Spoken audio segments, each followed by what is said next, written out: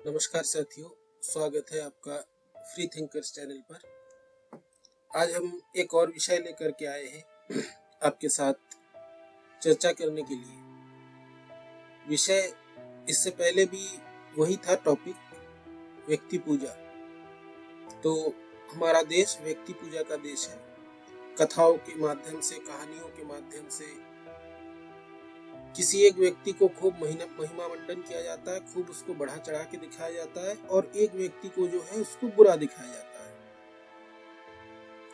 लेकिन अगर हम साइंटिफिक टेम्परामेंट से चले, अगर हम लॉजिकली चले, तर्क के माध्यम से चले, तो कौन सही है कौन गलत है, इसको जांचने के लिए हमें दोनों पक्षों को सुनना पड़ता है, देखना पड़ता है, समझना पड़ता है।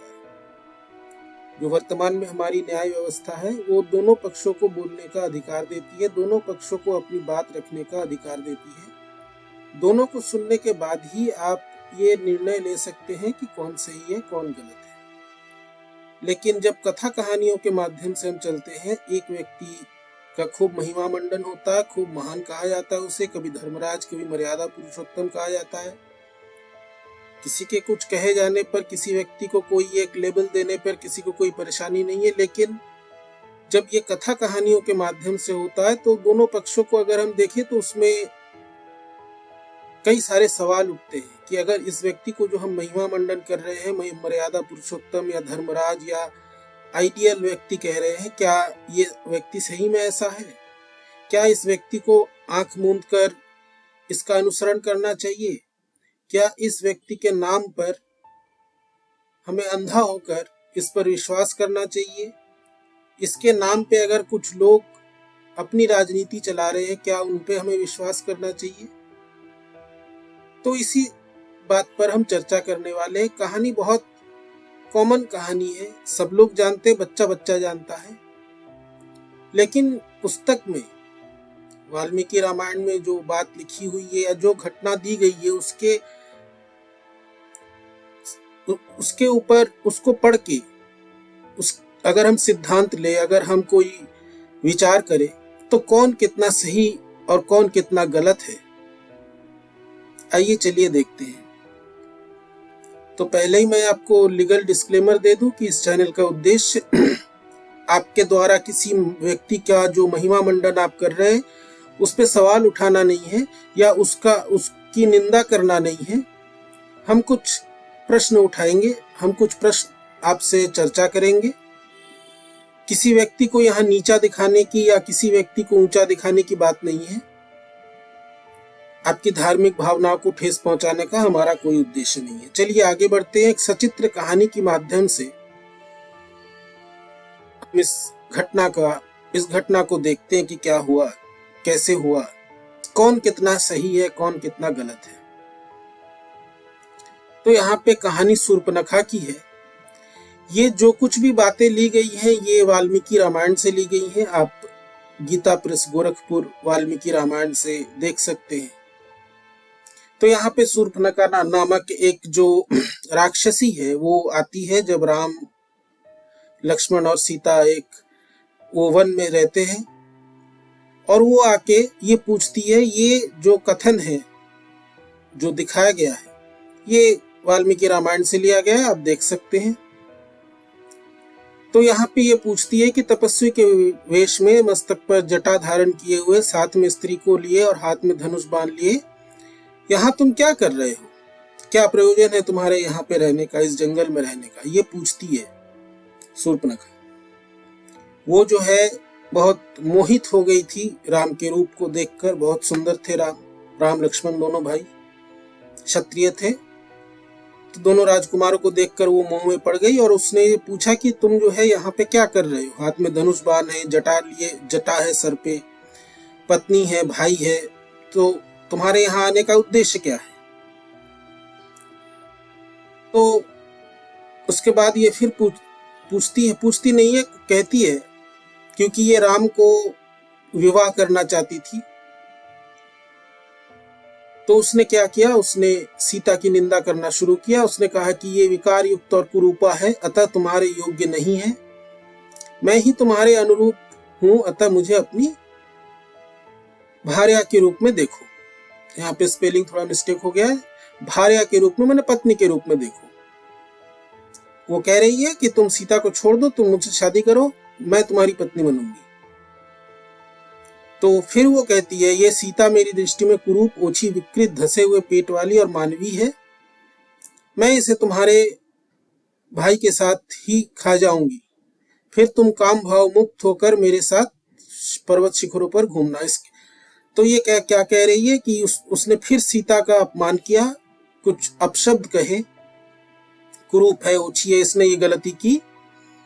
एक महिला को जो है कुरूप, ओछी, धसे हुए पेट वाली ऐसा कहा, और उसने ये कहा कि तुम्हारे भाई लक्ष्मण और सीता को दोनों को मैं खा जाऊंगी और तुम्हारे साथ विवाह करके इस वन में और पर्वत शिखरों पे दंडकारण्य में हम लोग घूमेंगे फिरेंगे, एंजॉय करेंगे। अब इसके बाद जो वाल्मीकि महाराज लिखते हैं, या इसके बाद जो घटना है, तो जो रामचंद्र हैं ये उनके शूर्पणखा के ऐसा कहने पर कहते हैं, आदरणीय देवी, मैं विवाह कर चुका हूँ, मेरी पत्नी विद्यमान है, तुम्हारी जैसी स्त्रियों के लिए सौत का होना अत्यंत दुखदायी होगा। बस यहीं से जो है, जो तर्कवादी लोग हैं या जो रैशनल लोग हैं, इनका ऑब्जेक्शन योर ऑनर शुरू हो जाता है। कैसे शुरू होता है आप खुद सोच के देखिए। अगर एक छोटा बच्चा भी हो तो ये सबसे पहली बात, कोई भी व्यक्ति हो,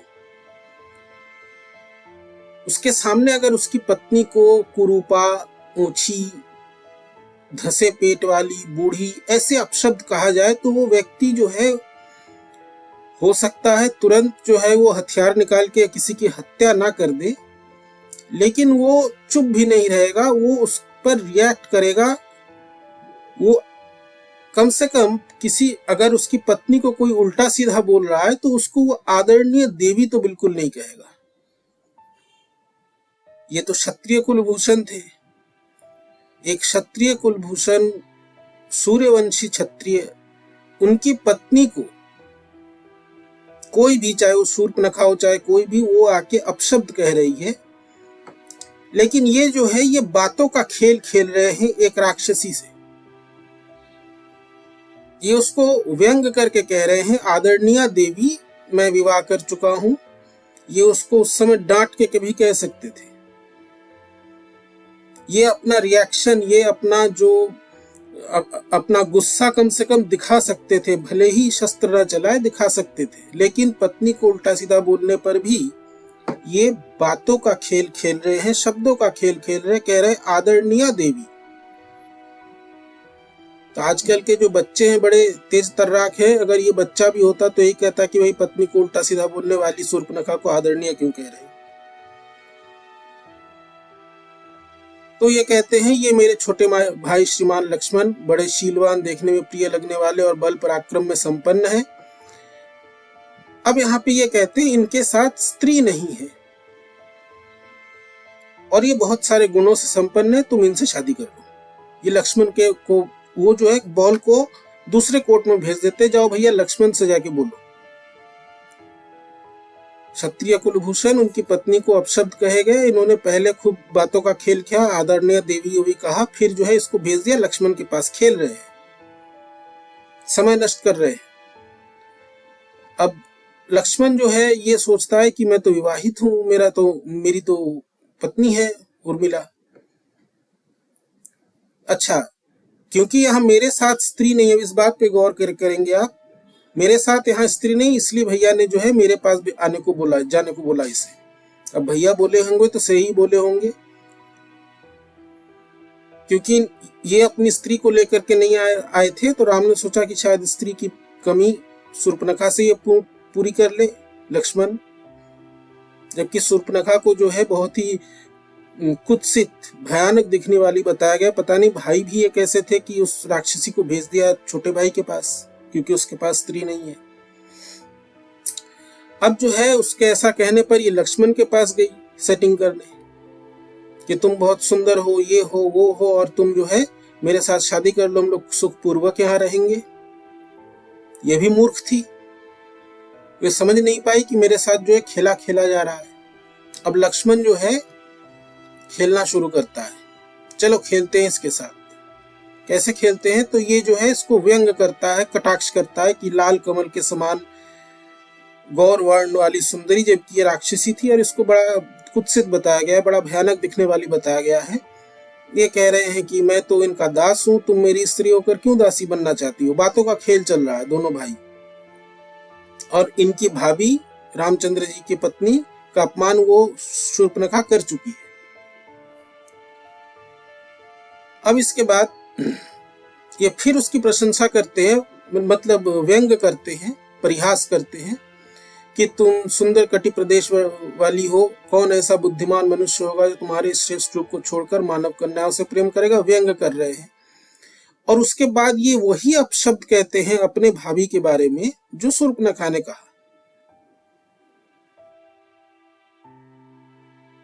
तो मजाक मजाक में ही भाभी को अपमानित कर देते हैं। ये दोनों भाई खेल रहे हैं और इनको ध्यान भी नहीं है कि ये सीता का अपमान कर, उसने तो किया ही, इसने भी किया। परिहास का खेल चल रहा है, व्यंग का खेल चल रहा है। इसके बाद ये गुस्से में आती है और वो कहती है कि तुम दोनों को जो है हम खा जाऊंगी। इस धसे हुए पेट वाली और वृद्धा, वो सीता को जो वृद्धा कहती है, तुम मेरा आदर नहीं कर रहे, चलो मैं तुम्हें ऐसा खा जाऊंगी तीनों को। ये जो है हमला करती है। अब जो है इनको गुस्सा आता है। गुस्सा क्या आता है, तब ये जो है जागते हैं, इनके अंदर का सिंह अभी जागता है, इससे पहले नहीं जागा। और ये खुद कुछ नहीं करते, ये लक्ष्मण को आदेश देते हैं कि जाओ इसके अंग से हीन कर देना चाहिए। वो तुरंत जो है तलवार निकालते हैं और उसकी नाक काट देते हैं। बस ये यहाँ तक जो भी घटनाएं वाल्मीकि रामायण में है। इसके बाद जो भी स्टेटमेंट्स हैं, जो भी वक्तव्य हैं, वो कोई एक रैशनल व्यक्ति पूछ रहा है शूर्पणखा के माध्यम से, या यूं कहे तो किसी अदालत में जो है इसका विचार हो रहा है, तो शूर्पणखा की तरफ से उसका वकील पूछ रहा है। क्या पूछ रहा है? सबसे पहला कि तुम मर्यादा पुरुषोत्तम नहीं, कपटी हो। कपट किया, बातों का खेल खेला, अच्छा परिहास किया, व्यंग किया। इसने वाल्मीकि रामायण में अपना परिचय दिया कि इसने बताया कि इसके भाई कौन कौन है। तो ये इतनी घमंड, इसको भी अपनी ताकत का घमंड था कि अगर ये तो कह रही है कि मैं अगर चाहती तो तुम्हें अपने भाई के चरणों का दास बना के रखती। मैंने तुम्हें विवाह का प्रस्ताव दिया था, तुम सीधा मुझे मना कर देते, और इतना ही समस्या था तो वध कर देते। ताड़का का वध किया तुमने, लेकिन वो नहीं करके तुमने मेरा अंग हानि किया, नाक काट ली। नाक काटना मतलब सम्मान से खेलना। हम लोग कहते हैं ना, नाक कटवा के आ गए, इज्जत डुबा के आ गए। तो किसी भी स्त्री का अंग हानि करना, यह किसी क्षत्रिय को, किसी मर्यादा पुरुषोत्तम को शोभा नहीं देता। वध कर देते अलग बात थी, आक्रमण किया, हमने भी अपनी रक्षा में किसी का वध कर दिया, लेकिन जानबूझ के किसी के नाक कान काट देना, उसे विकृत कर देना, ये मर्यादा पुरुषोत्तम को शोभा नहीं देता। लेकिन एक नीच मनुष्य के साथ तुमने मेरे साथ व्यंग किया। इसने व्यंग किया। राम और लक्ष्मण दोनों भाई जो है शब्दों का खेल खेल रहे थे, परिहास कर रहे थे।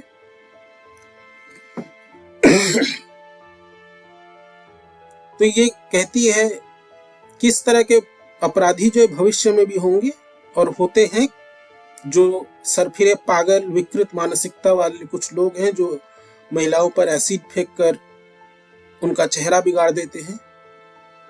उसे वो अपनी वीरता समझते हैं, लेकिन अभी तो कानून है, तो अगर ऐसे लोग कभी पकड़े जाते हैं तो इनकी सजा इतनी भयानक होती है कि दोबारा कोई एसिड फेंकने की हिम्मत नहीं करेगा। इतनी कड़ी सजा मिलती है इनको, इतने कड़े नियम कानून आ गए हैं, तो अभी ये सब करना संभव नहीं है। ये सीता से भी कहती है कि जैसा इसने एक नारी को विकृत किया करके अपना पौरुष दिखाया, उसी प्रकार ये तुम्हारे साथ भी दुर्व्यवहार कर सकता है, और उन्होंने किया भी था। इसके बारे में हम चर्चा कर चुके हैं